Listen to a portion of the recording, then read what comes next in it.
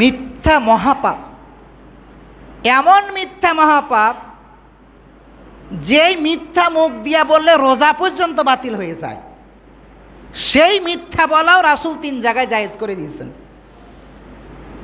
তার মানে এটা বোঝা যায় অবস্থার পরিপ্রেক্ষিতে রাসূল সাল্লাল্লাহু আলাইহি সাল্লাম কিছু বিষয় এক্সেপশনালভাবে জায়েজ করে রেখেছেন। যুদ্ধের ময়দানে দেখেন, পরিবার বাঁচাতে স্ত্রীর কাছে মিথ্যা বলা জায়েজ, 3 জায়গায় মিথ্যা বলা জায়েজ। তার মধ্যে 1 নম্বর হচ্ছে স্ত্রীর কাছে।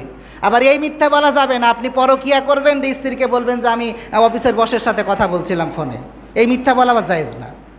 আপনি কিনে নিয়ে এসেছেন 500 টাকা দিয়ে, মানে 2000 টাকা দিয়ে শাড়ি নিয়ে এসেছেন, এটা আপনি বলতে পারেন যে সে 3000-এর নিচে শাড়ি নেবে না, আর আপনার দেখা গেছে আপাতত এ মাসে বাজেট আসছে 2000, শাড়ি কিনাও দরকার, তখন আপনি বলতে পারেন যে হ্যাঁ এটা 3500 টাকা দাম নিছে, হ্যাঁ এতটুকু জায়েজ আছে। পরিবার বাঁচাতে রাসূল সাল্লাল্লাহু আলাইহি সাল্লাম স্ত্রীর কাছে মিথ্যা বলা জায়েজ করেছেন। 2 নম্বর, সমাজ বাঁচাতে রাসূল সাল্লাল্লাহু আলাইহি সাল্লাম মীমাংসা করতে গিয়ে বিচারকের জন্য মিথ্যা বলা জায়েজ করেছেন।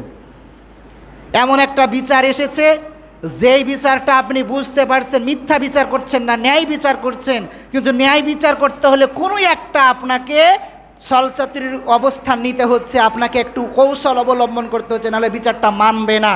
তখন আপনাকে সমাজ বাঁচাতে গিয়ে বিচারকের জন্য ন্যায় বিচার করতে গিয়ে মিথ্যা বলা জায়েজ। 3 নম্বর হচ্ছে রাষ্ট্র বাঁচাতে গিয়ে যুদ্ধের ময়দানে রাসূল সাল্লাল্লাহু আলাইহি সাল্লাম মিথ্যা বলা জায়েজ করেছেন।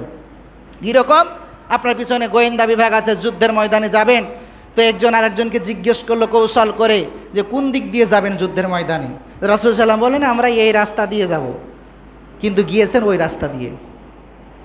এতটুকু, যাতে করে বিজয় অর্জন করা যায়। প্রিয় উপস্থিতি, যে আপনাকে আমি বোঝাতে চেষ্টা করছি যে কিছু কিছু ক্ষেত্রে রাসূল সাল্লাল্লাহু আলাইহি সাল্লাম ব্যতিক্রমভাবে কিছু জায়েজ করেছেন অবস্থার প্রেক্ষিতে জাতির কল্যাণের জন্য।